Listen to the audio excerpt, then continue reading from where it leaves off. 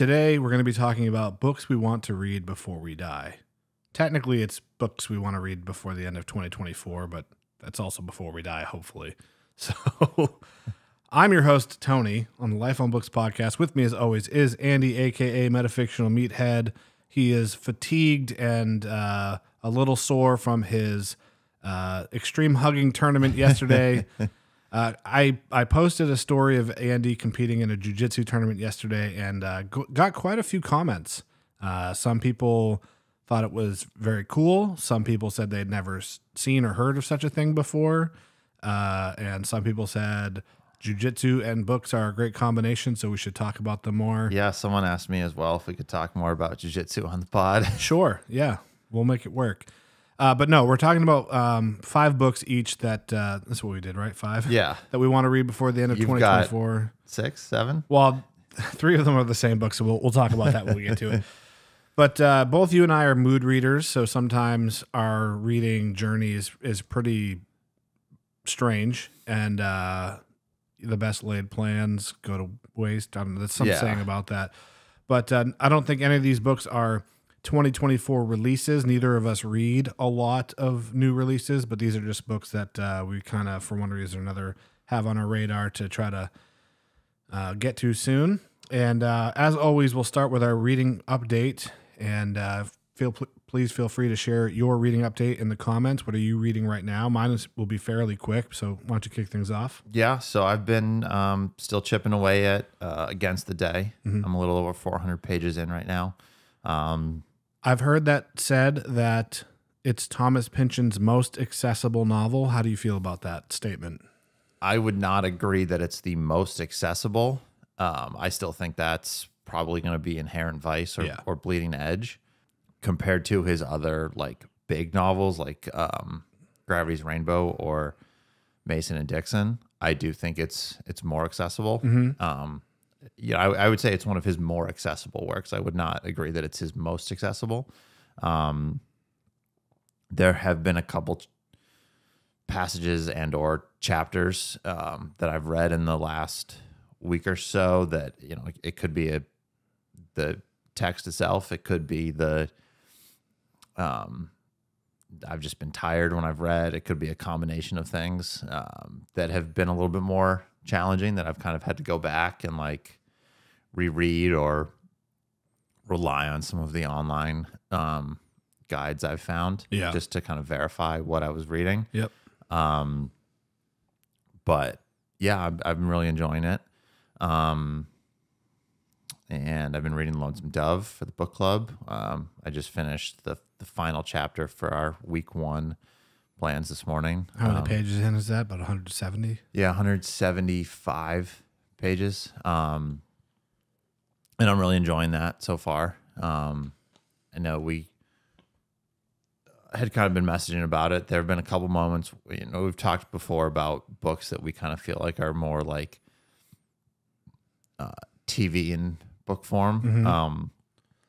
Mm-hmm. I've had a couple passages where I've felt like that, but nothing that's like detracted me from the book or anything like that. But I'm really enjoying it, so I'm glad we picked it. And then I have to look up the author's name. I've been reading a collection I got from NYRB. Thank you to them for sending it to me. It's called Waiting for the Fear. The Turkish author, forgive me if I'm mispronouncing his name, Oguz Atay, and it is translated by Ralph Hubble. I've read 4 of the stories out of that, including the title story, Waiting for the Fear, which, in my opinion, that was as more of a novella. It was about 70 pages. Mm-hmm. That story alone makes it worth the price of admission, in my opinion. That was really, really interesting. Cool. It's this guy that gets a strange letter in the mail in a language he's never heard of. Can't even tell like what language it is, and it kind of just starts to change his whole worldview and how he acts on the day to day. Nice. But really cool. Yeah. Andy reached out to NYRB. They sent him that book, and I reached out, and no one wrote back to me. So Did you request the same one, or did you? No, I didn't request anything. I just said, hey, just so you know, I'm the guy that made the Hard Rain Falling video that did 3 million views and sold that book out everywhere. I would love to chat with you guys about doing some projects together. I've actually had pretty poor luck reaching out to people in that capacity. Another one that I'm going to put them on blast because I don't know what's going on, but I reached out to bookshop.org and I said, hey, like, who do I contact? I think I DM'd them on Instagram, and they said, oh, just, send a message to our general like info inbox. So I did, and somebody wrote back and like, oh yeah, you want to talk to Ellington, like Ellington runs our social media and marketing or whatever. And I said, okay, cool. They're like, well, we'll have Ellington reach out to you. So then I get an email from Ellington from that same like general inbox. Mm-hmm. So it wasn't like a specific email for this person. And I said, yeah, I'd love to collaborate on some projects. Maybe, if you guys are interested in doing some sponsored posts, because I have seen them sponsor content for other creators. And they said, yeah, sounds great. Send over your media kit, which is like basically just a PDF with all of like your metrics and stuff. Sent that over. No response. Followed up 2 times. No response. So in the case of like NYRB, it's entirely possible that my email just hit a spam folder. Probably happens quite often. But that it's like we were having a correspondence and then you just ghosted me.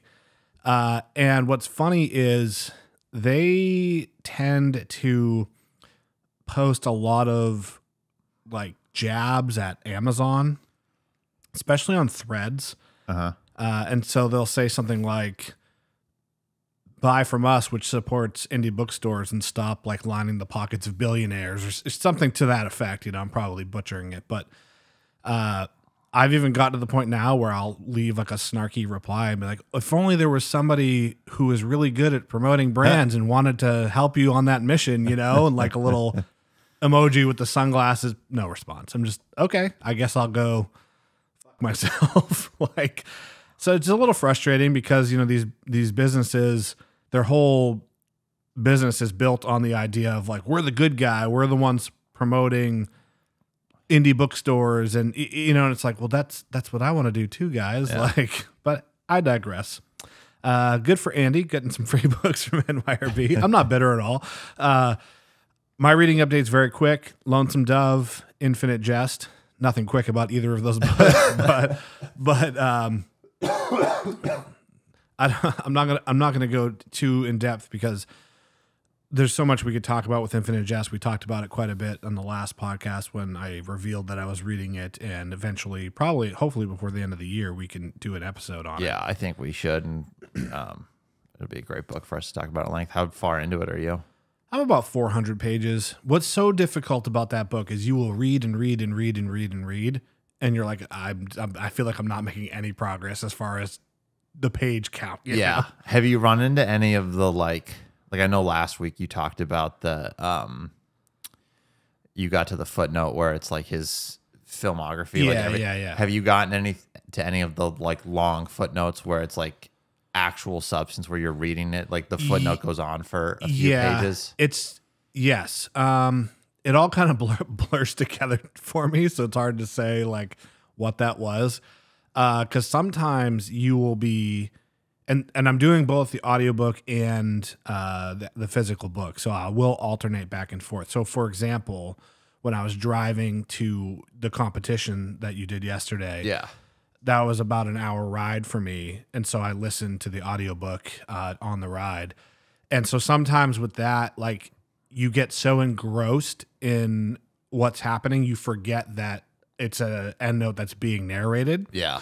But yeah, I don't want to go too deep into it because, again, I want to talk about it on a whole episode. But yes, it's such a clever book in so many ways, and that's one of them. Because that happened to me. Like, I'd read, a handful of pages from the main narrative, so to speak, and then I'd hit a long footnote, and then I'd wrap that up and then get back to like the main narrative and then read a couple of pages and then either hit like a point where I had to stop. I had to go do something or whatever.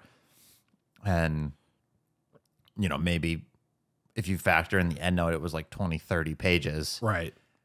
But you only moved forward 10 or so in the main text. And it's just like, did I read a lot? I mean, technically you are still chipping away at the total number of pages because because like the end notes are pages, I don't know, 900 something through 1079 or whatever. But it's a beast of a book. Yeah. Completely opposite end of the spectrum from Lonesome Dove. Yeah. So it's actually been making a really nice compliment to read those two in tandem. I've felt the same way reading Against the Day. Obviously it doesn't have the end notes where you're flipping back and forth. Yeah. But it is still a beast of a book. Right. So probably quite a bit different of a writing style. Yes. It's funny. There have been some, there are some parts of that book Against the Day that are kind of like Western-ish. Mm-hmm. Within it, Pynchon plays with a lot of different like genres. And so there have been a few times where, fortunately, for me, the variety of and uniqueness of the names that Pynchon uses helps. But there have been a few moments where there'll be like a Western-ish section, and I'll be like, wait, I thought this was something that happened. Then I'll be like, wait, no, that was Lonesome Dove. Like I do get a little bit mixed up, but Lonesome Dove has some interesting names as well. Yes. But they've been good compliments. Yeah. For the most part. I'm only maybe 130 pages into Lonesome Dove, which is very early in a nearly 900-page book. I think that's what it is, right? Close to like 900. 860 or something. At least in the edition you and I have. And so right now it's in the good but not great category for me. That book is so hyped. Like any post I made about it in the last month, it's like insane. Best book I've ever read, the greatest American novel, best Western of all time. I'm like, okay, I mean, I don't dislike it by any means, but I'm like, nothing's blowing my hair back yet. So we'll see. I mean, there's plenty of time for that to happen. Yeah, granted, I haven't really I haven't read enough Westerns to be like to be the gold standard or the person to like qualify it as the best Western. Right. But for someone to call it the greatest American novel, I take some umbrage with that. There's some stiff competition for that title for sure. Yeah. So, but let's talk about the 5 books we each want to read before the end of 2024. And if we don't read them, we will turn into pumpkins. Okay. My first pick, I believe I mentioned this briefly a couple weeks ago. This is from Fum de Stampa.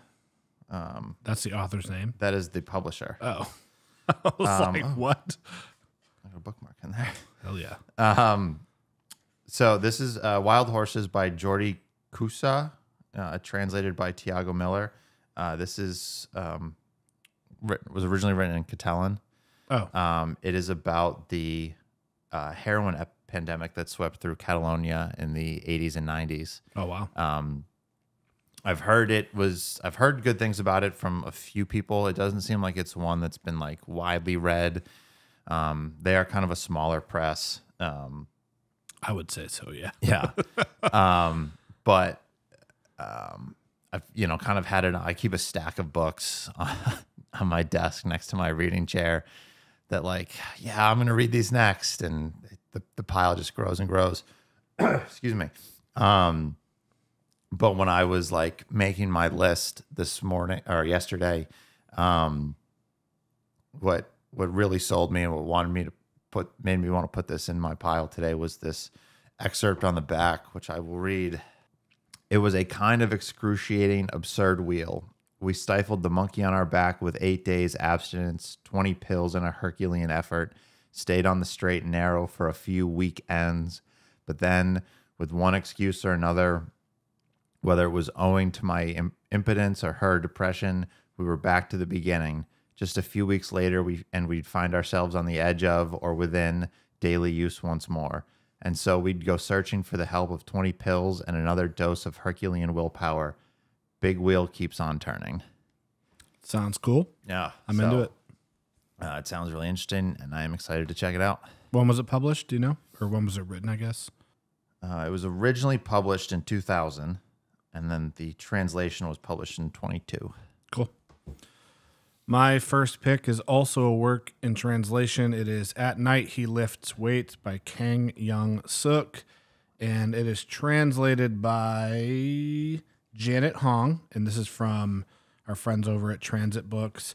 This is the same author as Rina, I believe. Maybe not. Check on that for me. Yeah, I'm going to look that up while you talk about it. But an artist is plagued by desire for her mysterious double as disease spreads through an uncanny suburban landscape. An elderly woman suspects the old man who lifts weights in her neighborhood playground of being responsible for a spate of murders, while elsewhere a woman who believes she's been exposed to radiation inherits a warehouse where those fleeing the city can store their possessions. So it's about this guy that lifts weights and he's suspected of being a serial killer. All right. So, pretty cool. Did you check on that? Yeah, it is the same author. Okay. Yeah. Cool. Yeah. So, I mean, obviously both you and I have a strength training background, so that sounded fun to me. Nice. Yep. And that's a Korean author, by the way. My next pick is from our friends at Open Letter Books, and it is The Museum of Eterna's novel, The First Good Novel by Macedonio Fernandez, translated by Margaret Schwartz. This one you actually told me about. I know you haven't read it yet, but when we were doing our both placing very large orders with Open Letter during their Women in Translation Month sale, you had asked me, you were like, did you get that book? It seems like it's totally up your alley. Yeah. I was like, I didn't even see it. So thank you for telling me about it and ordering me the copy. But yeah, it sounds totally bonkers. It's kind of an anti-novel, and it's got more than 50 prologues, and it just sounds crazy. I guess Fernandez was kind of a predecessor to some of my favorite authors like Borges. Who's kind of a mentor to Borges. I guess there's a quote from Borges on here. Macedonia is metaphysics, is literature. Whoever preceded him might shine in history, but they were all rough drafts of Macedonio. And which is just sells me right there on that quote. But what I really love is the little blurb on the front, the best novel since both it and the world began. And that quote is attributed to the author. Love that. So it just kind of seems like the type of metafictional hijinks that I love. So here, let me see. I'll hold it up to the camera. Yeah. So I have to drop in a photo. Yeah, it sounds like it's going to be a really fun one. I don't think I held this up to the camera either. So Here, I'll do it. Okay. Just because I can see. yeah. That camera doesn't have a flippy screen. So, yeah, I think it'll be kind of a fun break from some of the denser, more challenging reads I've been going at this year. Yeah, when I read the synopsis of that, I thought that had Andy written all over I think Chad brought that up too when we talked to him. Like, it'd be a good book for me. Yeah. This next one is I Will Die in a Foreign Land by Kalani Pickhart. I don't think she's American, but I don't think this was translated either. I think it was written in English. But this is in 1913, Igor Stravinsky's The Rite of Spring premiered at the New Theatre de Champs-Élysées, and probably mispronounced that, in Paris. The work so perplexed audiences that a riot broke out. Only a Russian could do that, says Alexander Ivanovich. Only a Russian could make the whole world go mad. A century later, in November 2013, thousands of Ukrainian citizens gathered at Independence Square in Kiev to protest then-President Yanukovych's failure to sign a referendum with the European Union, opting instead to forge a closer alliance with Russia. I think a historical fiction that's kind of follows the narrative of a few different people, some KGB stuff in there. So just sounds cool. Yeah, right on. Yep. All right. My next pick is an author that you have read. I've got The War of the End of the World by Mario Vargas Llosa,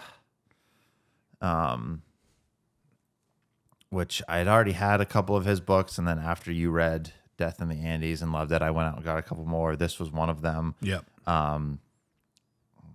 Without reading the whole synopsis on the back, it's kind of about political strife and revolution in Brazil. And it just sounds awesome. And, after you talked about how much you enjoyed Death in the Andes, I definitely want to read more of or any Llosa. And as of today, this is the one that seems most interesting to me. So, yeah. Plus, I've been kind of on a big and or bigger books kick this year. I read a lot of short books in 2023 and have been definitely getting back to bigger, more longer works. And I think this one clocks in around 500, almost 570 pages. So, is it that long? It doesn't look that long sitting there. It's pretty dense. I mean, oh, wow. The text isn't like tiny, but it's not very big, and they jam pack a lot of pages in there. So yeah. I really enjoyed Death in the Andes. Maybe we'll put that one to a vote for the book club in the next month or two. Yeah. I'd definitely be down to read some more. Next on my list is one of Andy's favorite authors, perhaps his favorite author, Thomas Pynchon. The book is V. I've only read Inherent Vice and about half of Gravity's Rainbow before it defeated me the first go. No shame in that. But I kind of was like, maybe I'll start with the beginning and just try to go through in order. Yeah. So that would be V. I've heard it's one of the more kind of approachable books by him. I've heard some people say they think it's his best work. So obviously you've read it. Yes. I don't know how you feel about either of those statements. It's accessible in comparison to Gravity's Rainbow. I mean, everything is. Yeah. It's a good entry point into Pynchon. I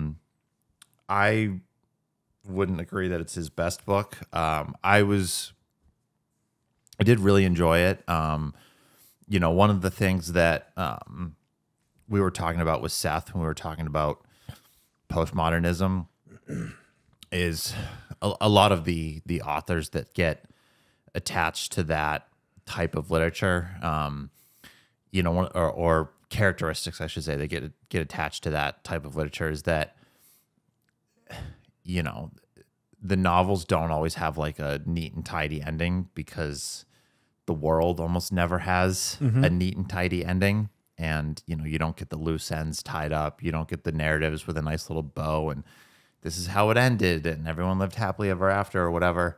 And that's certainly something Pynchon does where, you kind of have to make your own decisions about what happened or things don't get cleared up. And I think with V, I don't think he executed that as well as some of his other novels. I don't want to say it just kind of ends. But I think the open-endedness is executed a little bit better in some of his later works. But I still think it's a great novel, and I think you'll enjoy it. Cool. All right. Carrying on with the big books theme of my year. Another book that I have talked about on the pod a couple times, The Logos by Mark Da Silva. Another 1,000-page brick. When I finish Against the Day, that will be the fourth book, 1,000 pages or longer that I have read this year. Wow. I'd like to see if I can get 5 in. But I'm not just reading this for the page count. It does sound like a very interesting novel to me. It's about this unemployed and kind of lonely artist who's falling out, doesn't really have any sort of career perspectives. Doesn't seem to be very successful with his art, and he's kind of on the verge of despair. And he gets this offer to do kind of like ad design for this wealthy conglomerate or person, and he's kind of losing his sense of reality in the process. But I've heard it's kind of a mix of A Naked Singularity and The Recognitions, similar themes to both of those, which are two novels that I absolutely loved. And this was published in pretty recently, 2022. So I'm definitely excited to check it out. Nice. Heard good things about it. Cool. I have a fairly thick one for my number 4 pick here, which is Matterhorn by Karl Marlantes, which is a book about Vietnam. Some consider it the best novel about Vietnam. I think it won a bunch of awards when it came out, but I think it's a fairly recent book. I want to say 2007, 2010 it was published, and it is decent length, 608 pages. I've been on a bit of a Vietnam kick as of late. Yeah. We both read The Sympathizer. We both read Tree of Smoke. I read Dispatches by Michael Eyre, which is a nonfiction. I just finished Meditations in Green by Stephen Wright, which is a fiction. And just been on a Vietnam kick. I want to try to read, a good amount of books and then maybe do an episode on, maybe we can rank them. Yeah. But this one's got a ton of hype and praise behind it. It's another one that we might consider throwing in the mix for a vote for the Life on Books book club. It's funny because when I finished Meditations in Green last week, I was a little ambivalent about it, and I kind of this is very unlike me, but normally after I finish a book about a topic, I want a little bit of a break. Yeah. I wanted to jump right into another one, but I had to get started on Lonesome Dove because it's our October book club read, and Vietnam and the Wild Western. It could not be like further from each other. So it was a little slow going the first couple pages of Lonesome Dove because I just had to wrap my head around it. But it's interesting. Have you ever seen the Ken Burns documentary about Vietnam?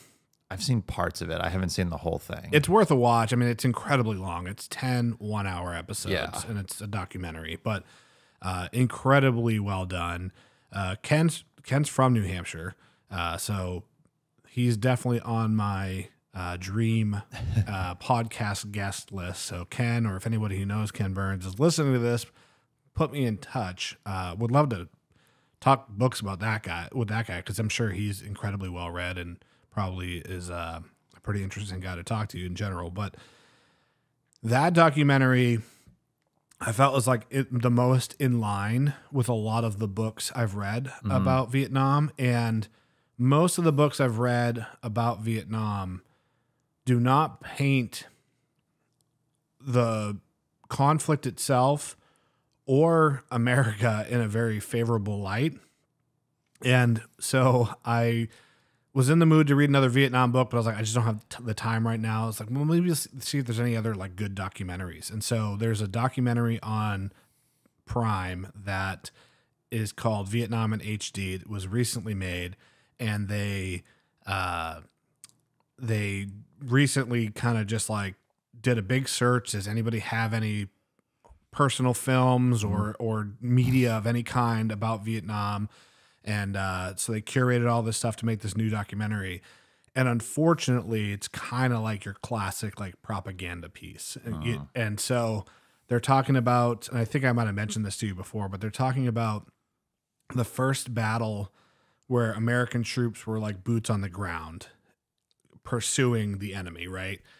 Because before it was much more of, we're just advising the South Vietnamese army and blah, blah, blah, providing them with weaponry. So they have this landing zone that's not big enough to fly in a bunch of helicopters at once. So they have to do it in shifts. And so it takes them a few hours to get all 450 troops on the ground. They capture a Vietnamese soldier, North Vietnamese soldier, which is basically like a kid. He's like, looks like he's 15 years old. And he tells them that there's 3 full battalions on the other side of this ridge. And that's like, 1,500 soldiers or something like that. And so they're grossly outnumbered, like 3-1. And they just start getting their asses kicked. And they call in an airstrike. The airstrike comes in, drops a bunch of napalm, kills a bunch of people, friendly fire. Shocker. Yeah. But does manage to kind of like push the line back, I guess.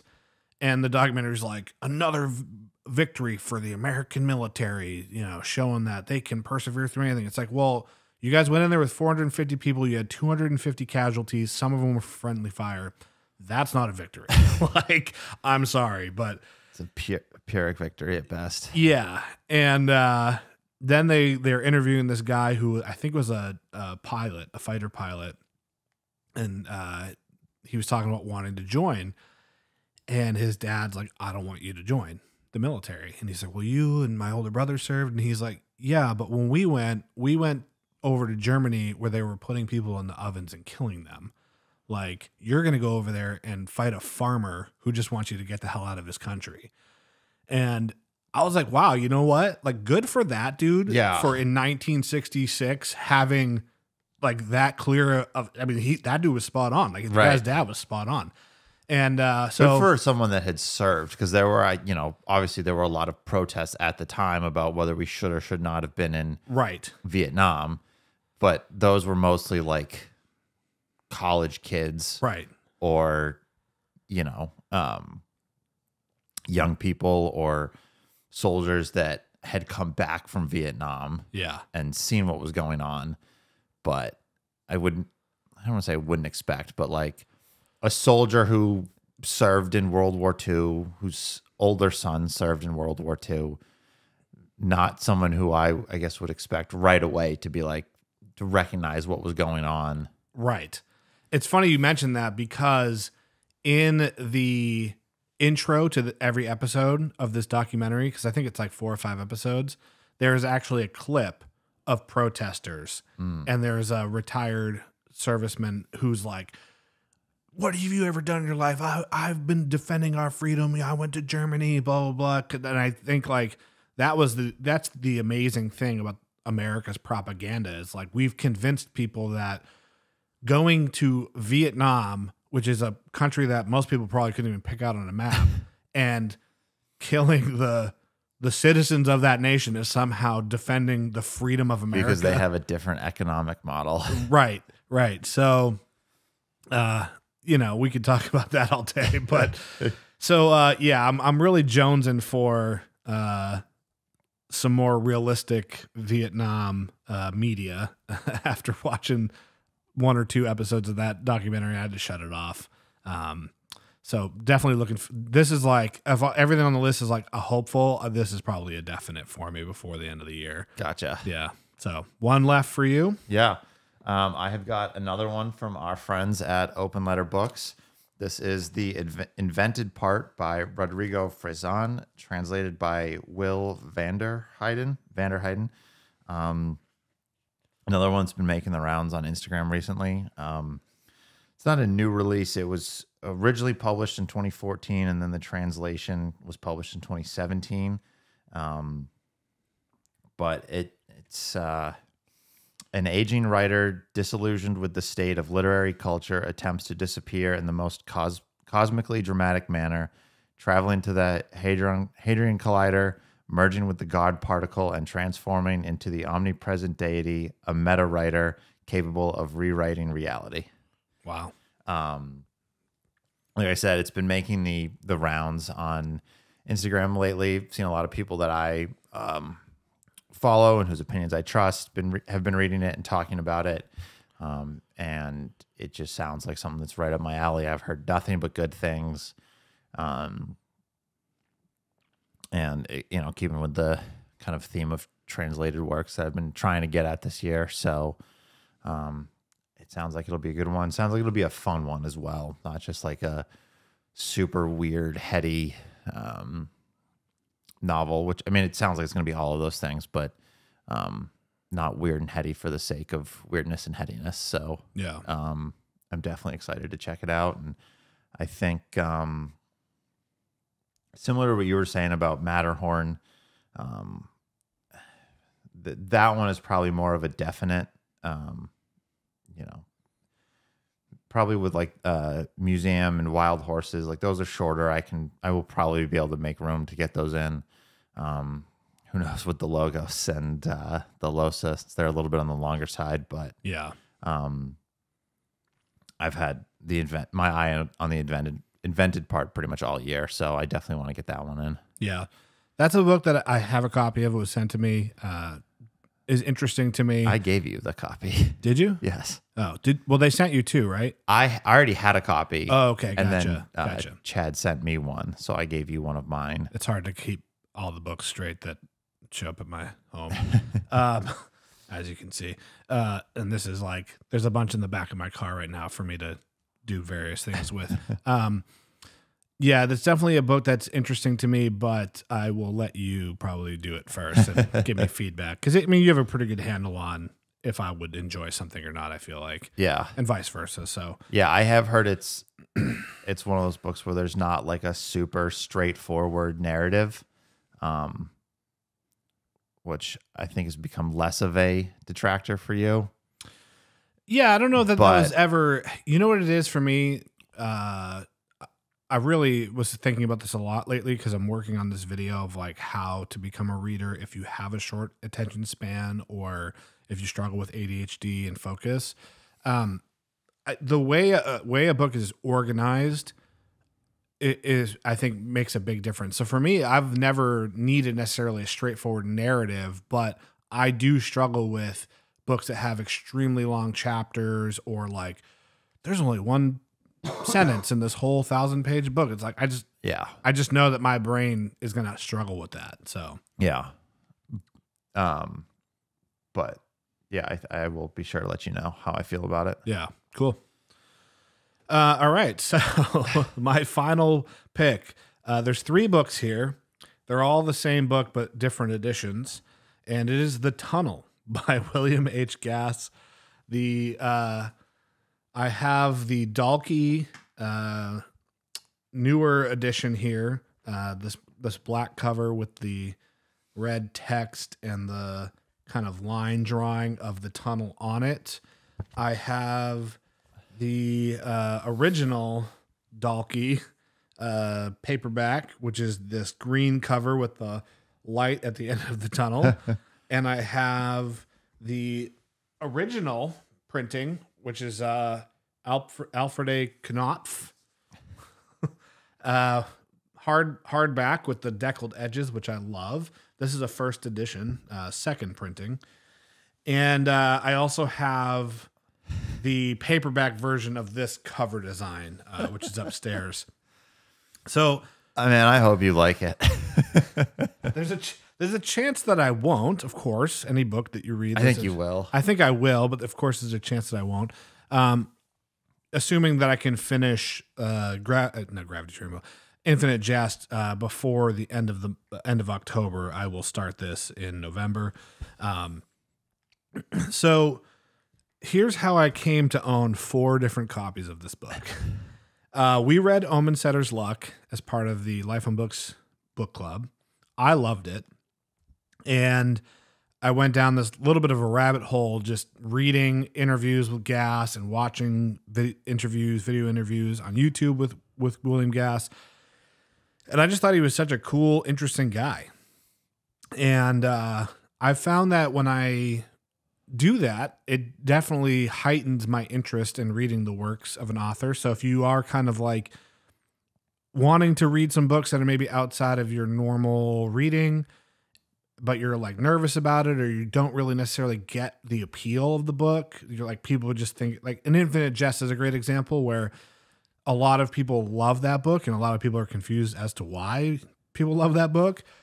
Literally go listen to interviews with David Foster Wallace. very interesting guy. Very. And it just makes you want to, I do think listening to him talk helps you understand Infinite Jest better and his work. And that's the experience I had with Gas, and I knew that I enjoyed Omen Setter's Luck, so that's always a good thing. And what the tunnel is about was intriguing to me. Basically, it's about a guy that's digging this tunnel and is going a little nutty. It took Gas much more than that. Sure, that's a very that's the 30,000 foot view, I guess. It took Gas a quarter of a century to write the book. It's been called a work of genius. It's been called one of the angriest books ever written. All that stuff. I would agree with all of that. Yeah, the kind of the bleakness of it really appeals to me.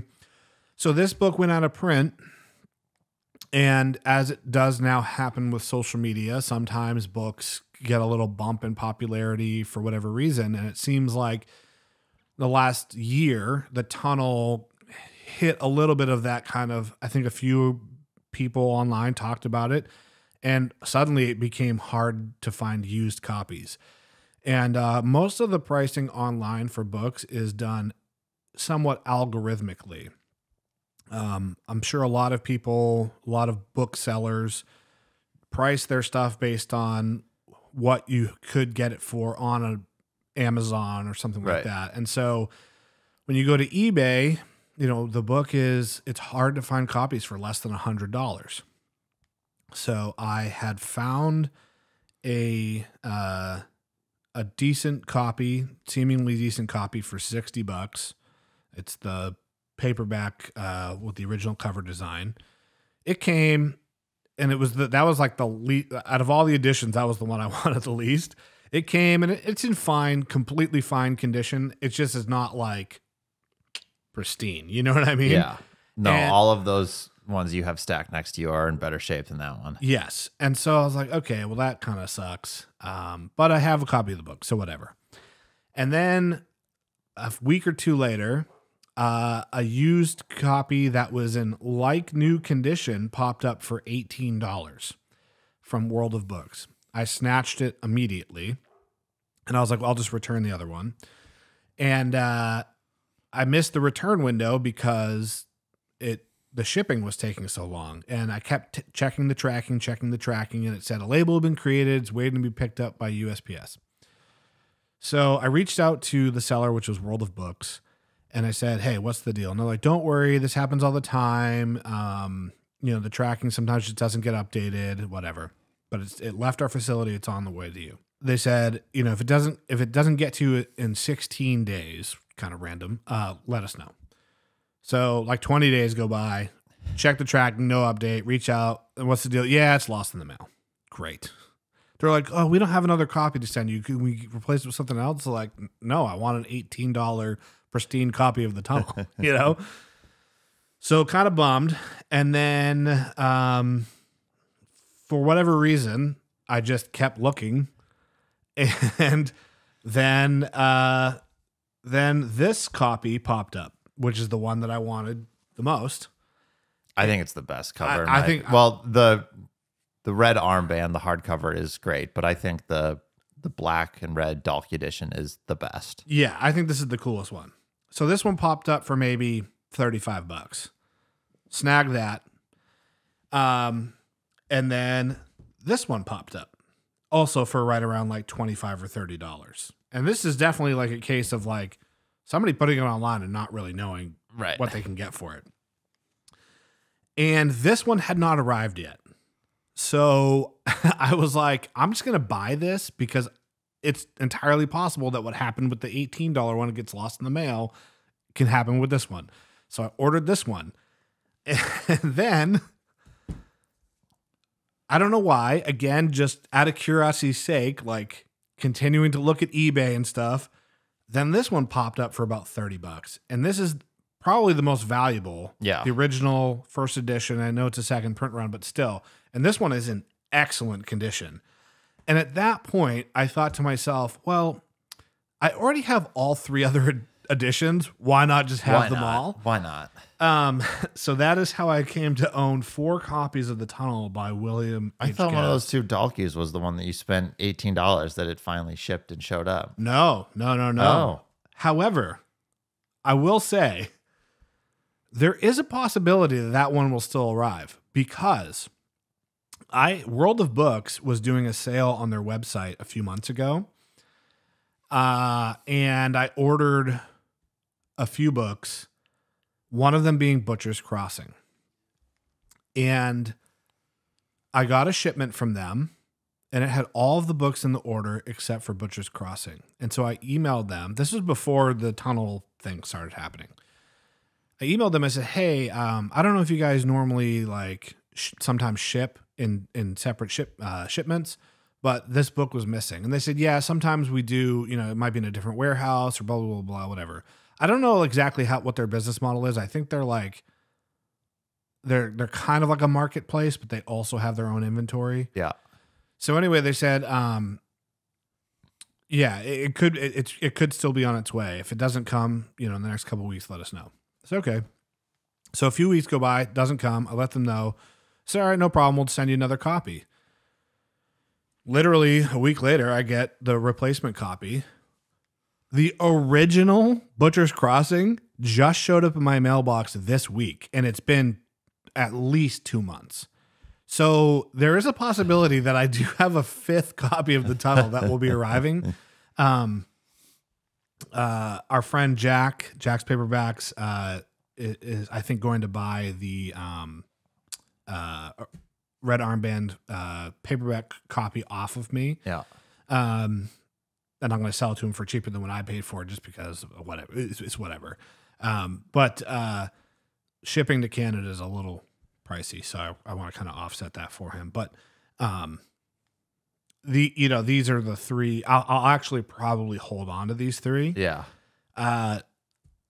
This one, the hardcover for sure, is going to just be like a display, and I'll probably actually read the Dalkey paperback with the black cover.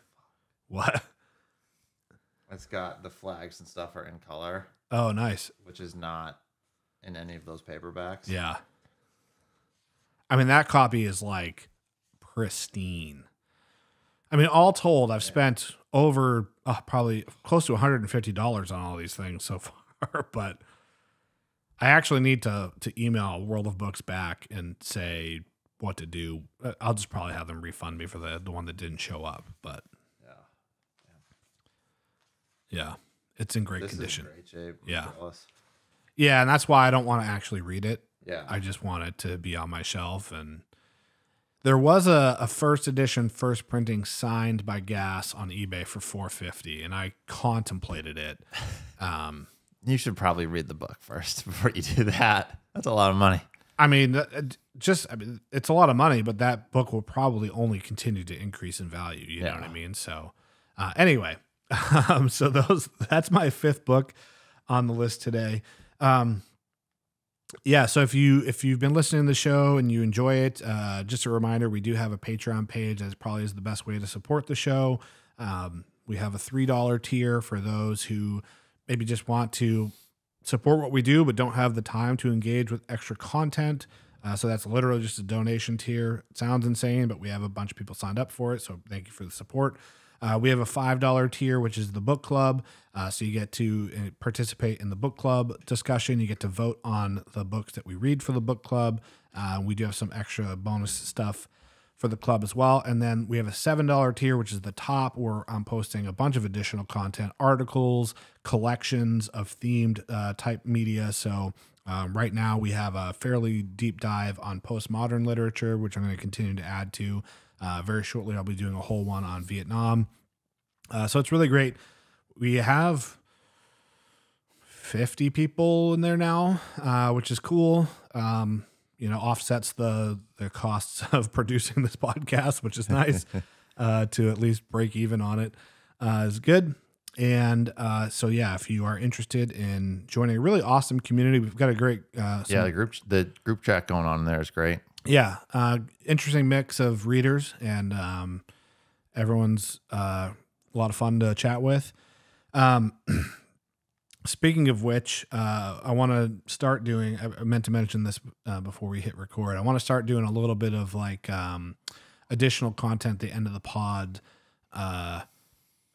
exclusively for the Patreon. So this discussion is coming to an end, but you and I will continue on because some people were asking if we could talk about how you and I met. Oh, okay. So we'll talk about that now. And if you're watching this on YouTube or listening on Spotify or something, you'll have to be a member of the Patreon to hear that. Is there anything else you wanted to add before we sign off for the general public? No, I think I'm good. I don't have very many literary thoughts bouncing around in my head this morning.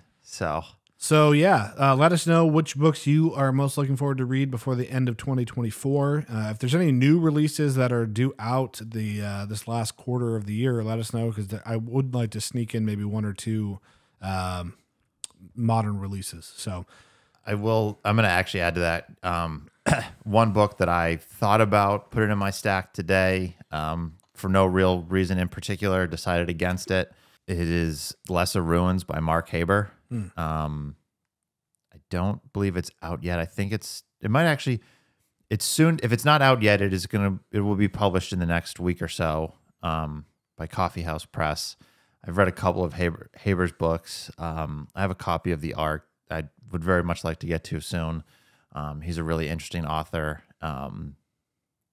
So if anyone listening is interested in new releases that scratch that literary itch, definitely check out Mark Haber. All right. Next week, we'll do our favorite long books episode. Yes. We promised it last time, but we'll do it next time. Thanks for watching. See ya.